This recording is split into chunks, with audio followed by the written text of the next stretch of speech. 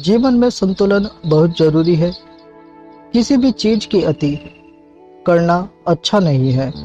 जैसे सुख आने पर प्रमाद करना और दुख आने पर निराशा में डूबे रहना, दोनों ही गलत हैं। असंतुलन जीवन की गति और दिशा को बाधित करता है, जिससे अनावश्यक कष्ट और दुखों का जन्म होता है।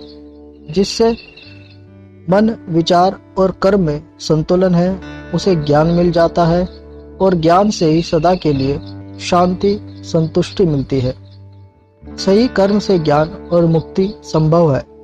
गीता के उपदेशों में कर्मयोग का सिद्धांत कहता है कि संसार से विरक्त होना ही मुक्ति का उपाय नहीं है।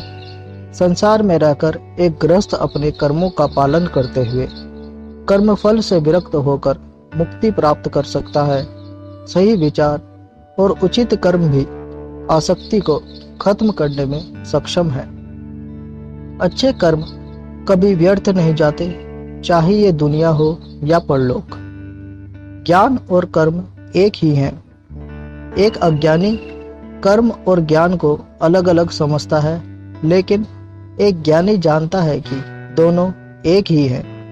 लोग ज्ञान की बातें तो करते हैं, लेकिन उसका पालन नहीं करते। बिना पालन किए ज्ञान कोरा रह जाता है, ज्ञान का अनुभव नहीं होता। गीता कहती है कि ज्ञान पढ़ने की नहीं, बल्कि अनुभव करने की वस्तु है, और अनुभव बिना कर्म किए नहीं मिलता।